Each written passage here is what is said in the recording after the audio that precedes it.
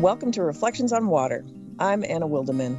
And I'm Dave Ross. We are excited to host this very first episode of Reflections on Water, a podcast focused on discussing major developments in water law and policy through interviews with water sector leaders. Anna, I can't think of a better way to kick off this new podcast than with an interview of the current Assistant Administrator for Water at the U.S. Environmental Protection Agency, Radhika Fox. Yeah, Dave, I agree. And if we're going to dive into this new podcast about water, why not start with the leader of the most important federal program for water quality in the country? So let's just talk real quickly about that role. As folks know, EPA is led by an administrator. And then there are a handful or more of offices that are led by assistant administrators. So, that includes the Office of Water, but it also includes air and chemicals. And so that's just a little bit of context for the structure and where Radhika sits at the EPA. Make no mistake, it's a very big job and a big position, so we're excited to have her. But before we get into that interview, Dave, I want to ask you a question that I think is kind of an elephant in the room, right? We're kicking off this podcast with an interview with a person who was hired, basically, to undo a lot of the work that we did and that you did while we were at the Office of Water ourselves. So we talked a little bit about that. How do you feel about that? Why did you want to talk with Radhika for the first podcast? Anna, I think you may be taking the reflections aspect of this podcast a little too literally, but to be frank, I'm human, right? And that means I'm disappointed that some of our core work has been targeted, but I get it. It's part of the system, and that system is healthy because new leadership comes in, with new perspectives, new ideas. So it's just part of the process. And I knew that, going in, I knew that leaving the office. But to be fair, Radhika is carrying on a lot of the policies and initiatives that you and I both developed and cared deeply about. It's just that folks aren't really going to be reading about that in the trade press anytime soon. More importantly, I think she's well qualified to ensure that the core programs in the Office of Water that most people really don't know about remain successful. And she clearly has a passion for the people in our old office, Anna, and for the water sector in general. And I think you'll hear that passion loud and clear in this interview. Yeah, no, I definitely heard it. And one of the things that I loved about this interview is that, you get two people in a room together, both extremely experienced in water law and policy, really, but coming at it from two different perspectives. And so I think it was really great to have an informed conversation with two folks coming from different viewpoints. So I think that's great. I think there's a need for more of that. All right. I hope you enjoyed this first episode of Reflections on Water. And Dave, I'm thankful that you didn't sink this podcast in the first interview, because I think it's a great interview. I think people are really going to enjoy it. So let's roll the tape. Radhika, welcome. Thanks for joining us today. It's great to see you, Dave. It's great to see you as well. So I may be a bit biased, but I think you have the best water job in America. And I can't wait to get your impressions of, the first year on the job, how it's going, what lies ahead for the future. But let's start with the familiar. I understand you like to ask others this question. So what's your favorite water body? So I love that you asked me that question. My, favorite body of water is the Pacific Ocean. I think, Dave, as you know, I lived in California and moved to DC for the position. But, why I love to ask that question, and Dave, I've asked that question of U.S. senators, the vice president, frontline community organizations, is because I think it always connects us back to our purpose of why we do this work. And water is really the great uniter. And asking that question, starting with that question, I think gets at that. And so I'd ask back to you, Dave, what's your favorite body of water? Oh, there is the spot in Madison, Wisconsin, on the University of Wisconsin property called Picnic Point. And as you stand on that point, you look across Lake Mendota at the campus, the skyline of Madison, the Capitol. It's just beautiful. So Lake Mendota is a very soft spot in my heart. Any other boundary waters, anytime you can get on a canoe at night with the stars overhead and the boundary waters is pretty close, but I always go back to Lake Mendota. All right. Well, hey, so by the way, when we met, this actually gets to your history before your current role. When we met, you had a really great job serving as the CEO of the U.S. Water Alliance, and I want to get your impressions of how that role, and maybe a couple of your prior roles, but how that role really set you up to serve as the AAA Water. Yeah. So the U.S. Water Alliance was really created to unite diverse interests to find, common ground solutions to the many wicked, thorny issues that we have in water, right? I think so often the narrative and the starting point is division when it comes to water, right? It's fish or farms, it's urban or it's rural. Is it water for people or is it water for nature, right? Like all of these polarizing concepts that we have in water. And so the U.S. Water Alliance was created actually by Ben Grumbles, another AA for water. To really create a mechanism for collaboration across sectors, to bring diverse perspectives together, and to find that uncommon common ground, which I think is so much the job of the AA for water as well. Well, yeah, one of the mandates is really engagement, and then trying to find middle ground, common ground. And so that background in trying to solve big ticket water problems, through listening to others is invaluable. At least that'd be my outside impression. So, hey, when we were, in that role, your current role, we both have had careers in water for, a little bit. In fact, years, decades, as folks like to remind me. But so we have a deep appreciation for water, right? We understand the water, wastewater systems, the people, the workforce, those everyday, environmental heroes who protect our environment, protect our public health. But I think water's taken for granted. Water, wastewater services are taken for granted.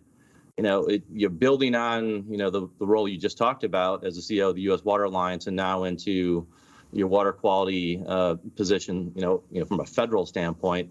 How do we change the narrative on water? It's a great question. And, what I think is that we as water professionals, and I would say this of the EPA team, but also, local water or, agencies, we so focus on the science and the technology and the technical expertise that we need to, safely deliver water, safely clean it and return it, back to the environment, that I think we forget to make sure that we're connecting this essential service to people's everyday lives, right? That because of the investments that we have made in drinking water infrastructure in this country, most Americans can turn on the tap, they can pour a glass of water, and they know that water is safe to drink, right? We have abundant, food, like we can't grow strawberries, we can't fight fires, we can't do all of the things that make our lives work without water. But I think we've done a bad job of communicating it back to people's everyday lives. And so one of the things that I've been really excited about, at the EPA, is to really connect to people. And this really starts at the top with Administrator Regan. He has made it a priority to go out and visit communities, to talk about the work of EPA and why it matters to people's everyday lives. And I think we also build a big base of champions when we do that work connecting and engaging with communities.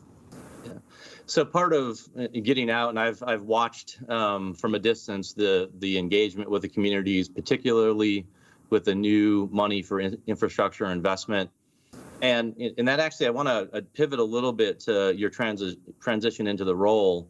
When I was sworn in as AA Water, I thought I had a really strong grasp of what my first year would look like. Then I got in the multiple briefings, the new fire drills, and reality took hold, right? And so suddenly I was working on some issues that were just so prevalent, so push, were really hitting the headlines, really important from a water quality perspective or drinking water perspective. So what surprised you about your first year? Like, what you're working on, as you came in, what you thought you were going to do versus what you are doing. Yeah, well, you got it right there, Dave. Just the sheer breadth of the things, the amount of incoming, right? You start to think, what your day is going to be like, and unfortunately, we've had a number of drinking water emergencies, Clarksburg, West Virginia, Benton Harbor, so the sort of staying adaptable and flexible is, so essential in this role. But I think what really strikes me is the career staff. They are so talented. They are just such rock stars in their respective areas of work and so dedicated to doing kind of whatever it takes. And so, I'm just grateful for that aspect of the EPA. I had known some of the Office of Water team before joining, but now, getting to know the full team and just their range of capacities, it's truly inspiring. Yeah. I was shocked at every time you walked into a room with the professional staff, the career staff, everybody was PhDs or masters of public health. I mean, the level of intelligence and education was just off the charts. Everybody. I mean, it was one of those. You're really working with a bunch of bright people. So it's an opportunity to really learn while you're actually having to learn how to lead. And so, how's that transition to leadership of a fairly large organization with that kind of talent? I feel grateful. The transition has been really smooth. I think the career team has been so welcoming, and so just open to helping me get up to speed. And I think this as well, Dave, that so much of this role is about really considering the science, considering the law, really making sure that you're informed, that I'm informed around the range of stakeholder perspectives, really thinking through all of the consequences of these big decisions that we make, and then really making sure we're delivering for the American people. And so, that kind of executive skill set, I needed it at the U.S. Water Alliance. I'll need it, whatever comes next.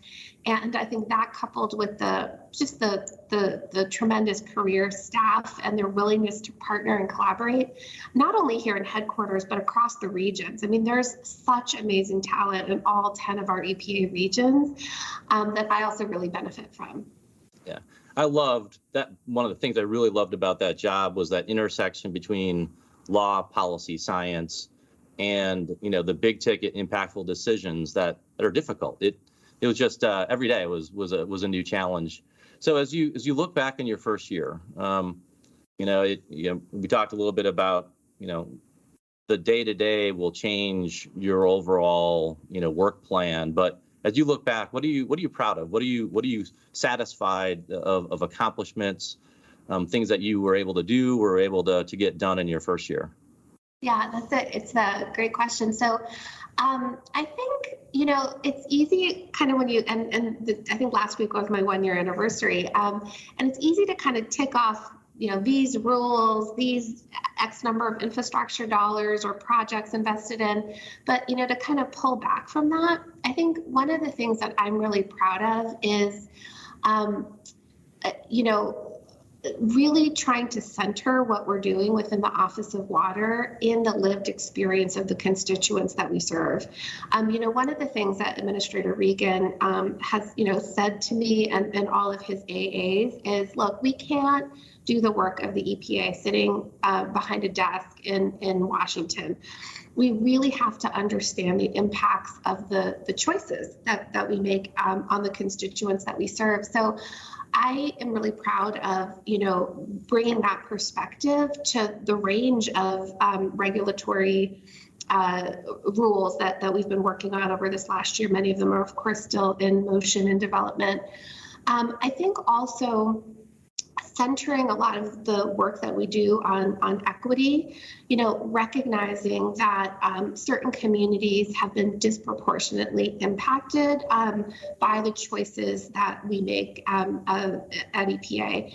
And so how do we really consider that? So for example, in several of the rules that we're working on, the team is bringing in equity analysis and environmental justice analysis, and that's sort of informing some of the choices that we make. So I'm really proud of kind of how we're doing the work in addition to the actual topics.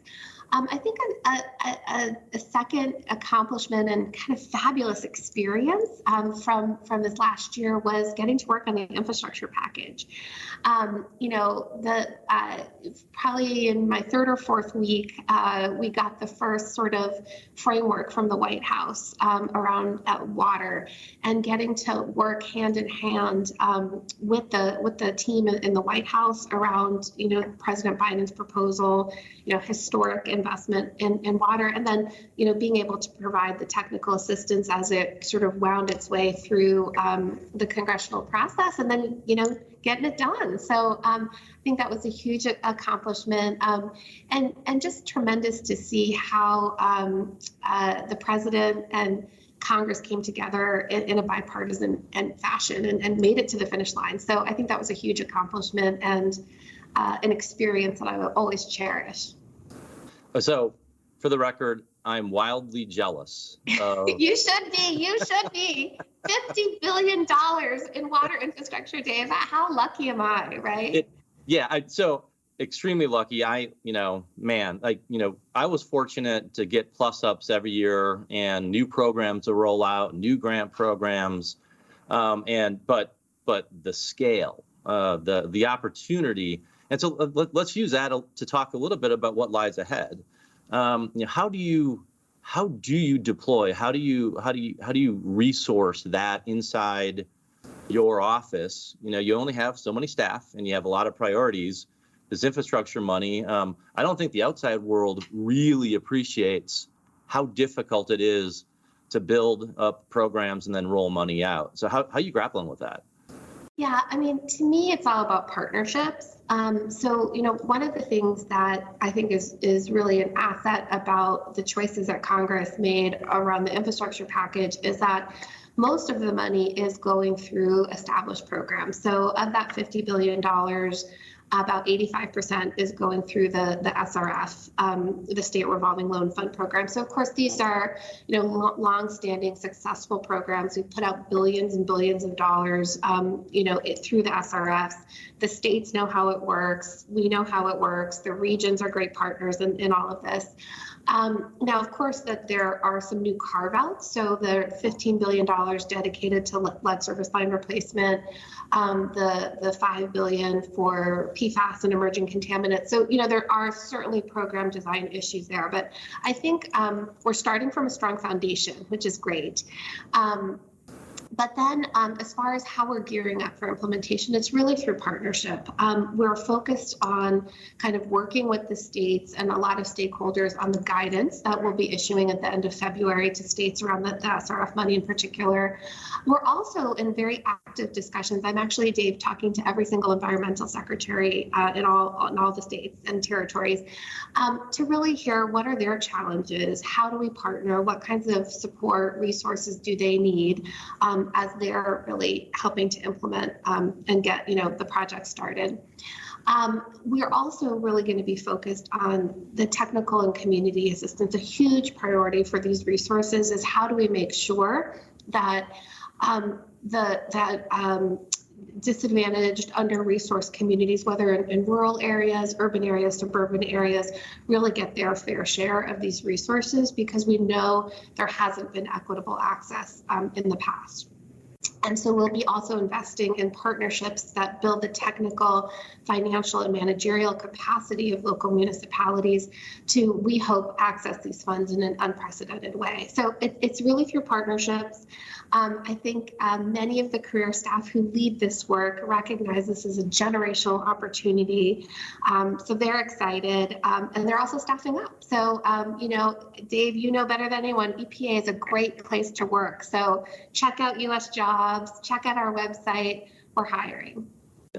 Yeah, I love that advertisement. We'll make sure to get that out to the job boards. And I was going to ask about the state implementation role. It's great to hear that you're working on guidance and focus on implementation. Because knowing how the SRFs, and sidebar, I think the SRFs are, if not the top, one of the top, environmental programs over the last 50 years that have really impactfully changed our lived experience, our lived environment, right?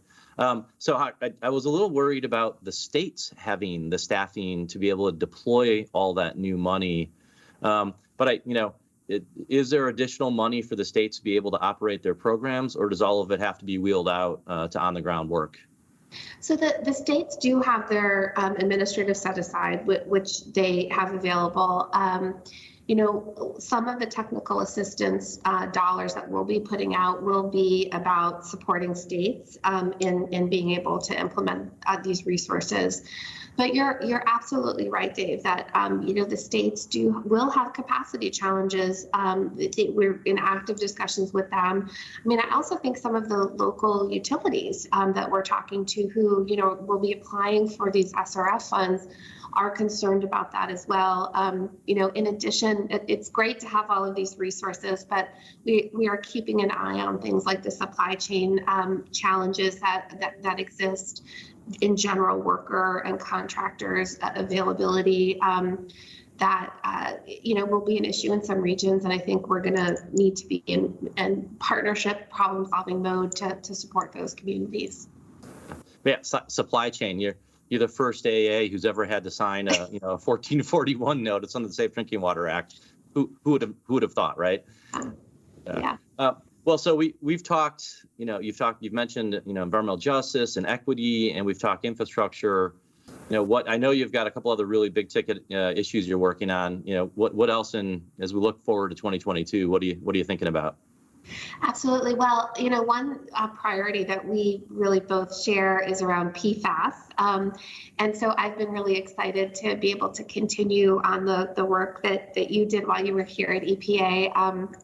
Administrator Regan, it's a huge priority from him coming from North Carolina and the progress he made there. So I've been really honored to co-chair our PFAS Council and help develop our sort of strategic roadmap for the next couple of years. So I think making sure we deliver on those priorities in the timelines that we've sort of set for ourselves is a big priority. Really following through on some of the important rules that are in development, the Coarse Waters of the United States, the updating of the lead and copper rule, so many items on the regulatory agenda. So those are some of the big priorities moving forward. So how, I always found it a challenge because you just listed a lot of work. I mean, the PFAS, in addition to being responsible, and I'm really thrilled to hear the Office of Water still taking a leadership role in the agency, not just on the water-specific issues for PFAS. So I think congratulations for that.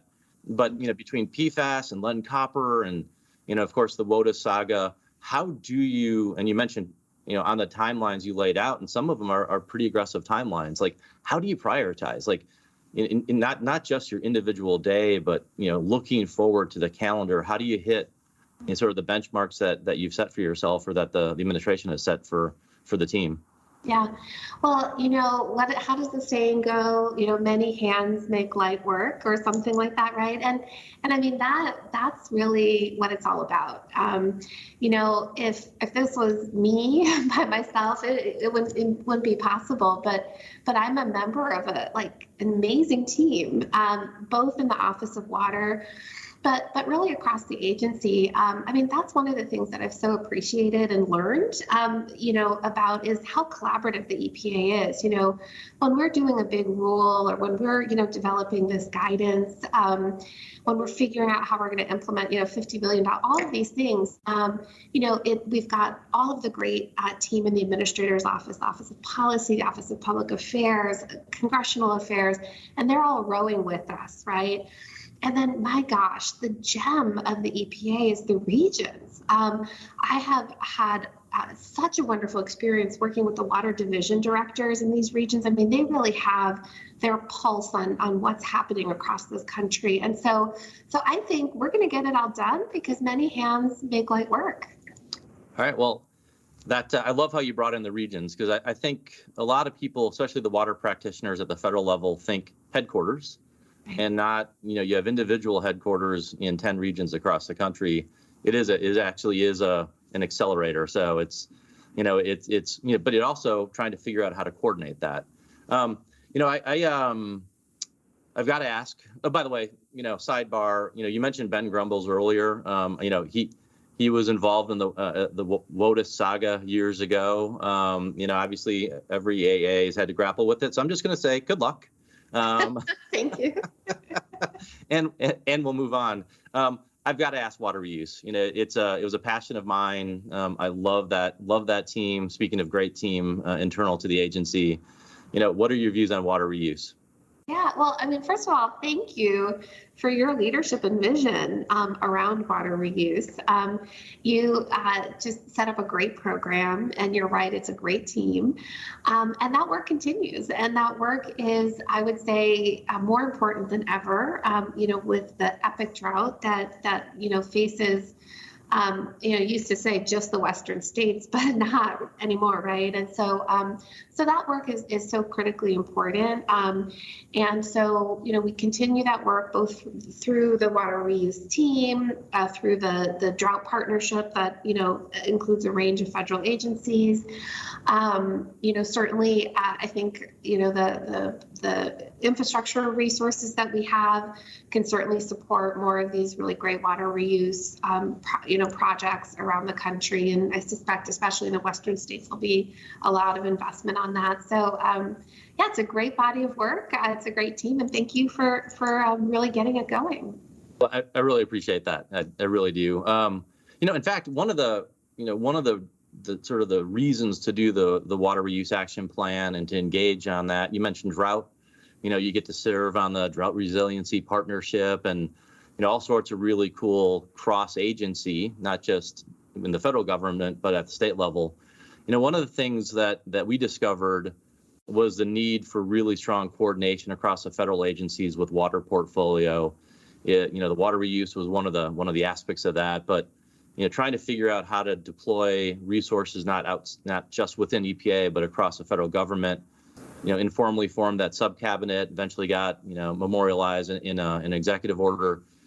How is that still up and running? How are you deploying it? Why don't you give us a little bit on the water sub-cab if you can?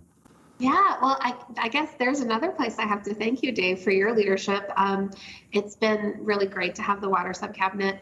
We have been meeting, mostly informally as a group to share and coordinate.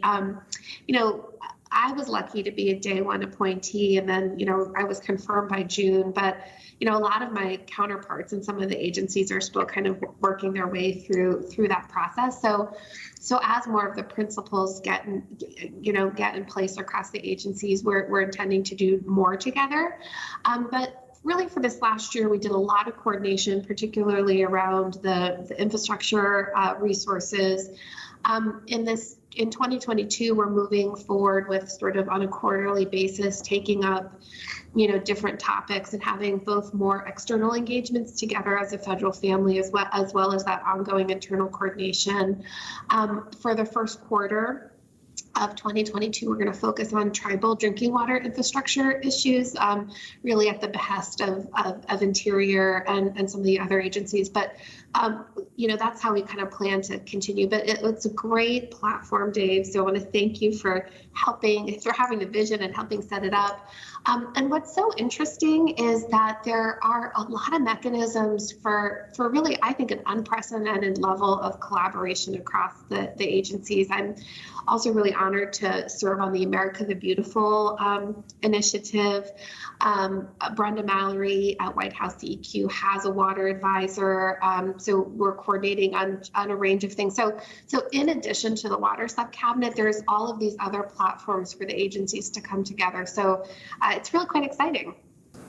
Well, I love to hear well, a lot of that, but one thing I want to follow up on is the tribal water.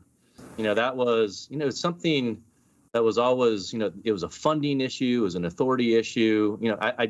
COVID I think really shone a necessary spotlight on the problems on tribal lands here in this country, and in certain states, certain tribes in certain parts of the country I think are water stressed more so than their surrounding communities. What are you doing? What are you doing there to really try to? Maybe it's money, but it's also governance. What are your goals there? Yeah, absolutely. So one of the things that I was really proud that we developed this past year was a tribal water action plan. And what that was when President Biden said that one of his priorities was really around strengthening the nation-to-nation relationship between the America and tribal nations. So I've asked the team, I asked our office directors, what can we do within the Office of Water? And so what we did is we developed this tribal water action plan, and it does a couple of things. One, how do we, in the context of our regulations, the Clean Water Act in particular, ensure that we are reflecting and synergizing with treaty rights and things like that. The second is really committing to tribal consultation in all of the regulatory work that we're doing. And so we spend a lot of time on that. And our office of OIDA, the Office of Tribal Affairs, is super helpful to us on that. I think you're right that the infrastructure money is going to be a game changer for tribal nations. I mean, with that 2% set aside, it is such a needed investment. But we also know that in order for that investment to happen well, we've got to also do the technical assistance and capacity building to support tribes. And so part of the implementation strategy is to have targeted work with the tribes on that, again, to both help them, get their projects funded, but also to build their technical, financial, and managerial capacity to steward those systems into the long term.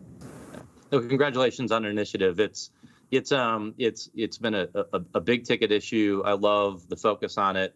I think now's the moment. Water's having its moment globally, right, and also here in this country. But I appreciate the focus on the tribal nations.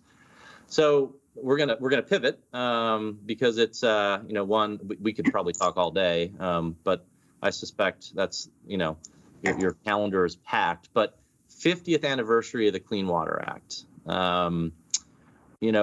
Looking back, what are the sort of, in your mind, what are the major successes of the Clean Water Act as we roll into year 50? Well, I think that the top line success is the fact that, 50 years ago, literally rivers were on fire and burning, not once, but multiple times because of the level of pollution. And I think, the North Star of fishable and swimmable has, been achieved in not all communities, but in a good number of communities. So, I think that is the top line success. I think, looking into the future, how do we build on that? How do we continue that, especially when we have new and unprecedented challenges, right? Whether it's the impacts of a changing climate, more extreme weather, how do we, have an adaptive framework around our regulatory work? How do we have the right partnerships and reaffirm the partnerships with states and tribes and local communities? I think there's only opportunity, Dave. It's amazing.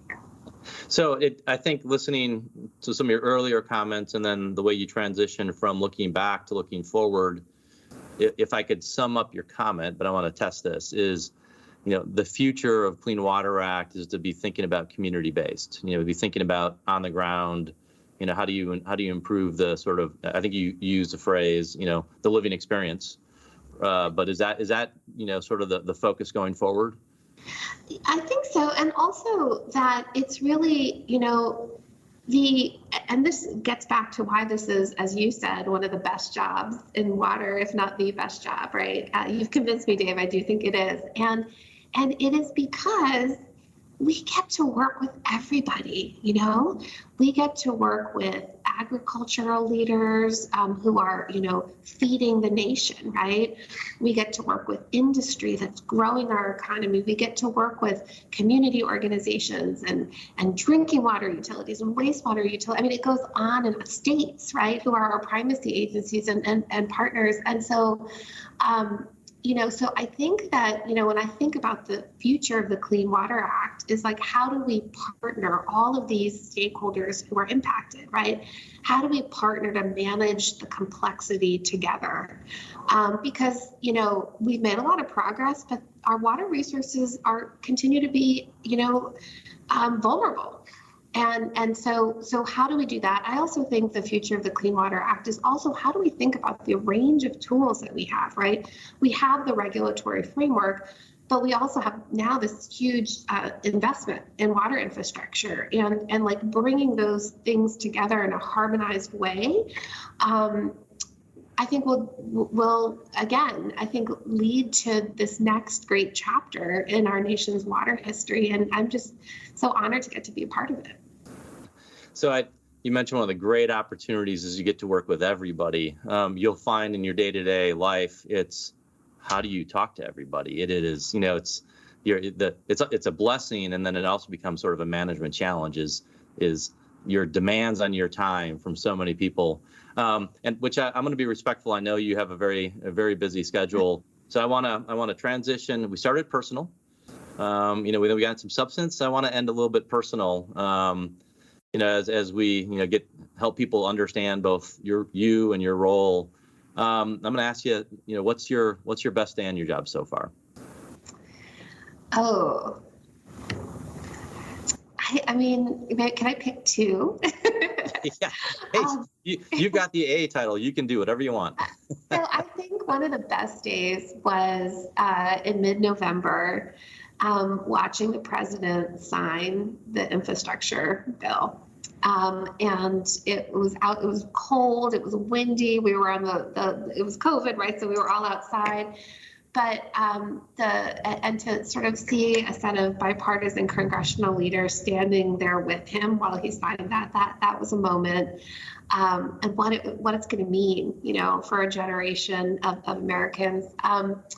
I would say my second favorite day was a month later when the vice president announced the lead paint and pipe action plan, which, EPA has a huge role to play in delivering on that plan. And to hear the vice president's personal commitment to lead in drinking water and getting to be part of the team that's going to deliver on that, that was a pretty cool day as well. It's there are moments I remember just setting aside, sort of the office, the job, the politics. It's just where you sit there and you say, this is really cool. Like to be able to have the opportunity to experience that on a personal level. It was just really cool. Yeah. All right. So Dave, I just want to also, in closing, I just want to thank you for the friendship. It has been really wonderful to be able to check in with you. I love that there's a whole group of AAs for water who I know I can always call on, and you're one of them. So thank you. Well, thanks, Radhika. So that is the perfect way to end it, selfishly. So, and I think we will.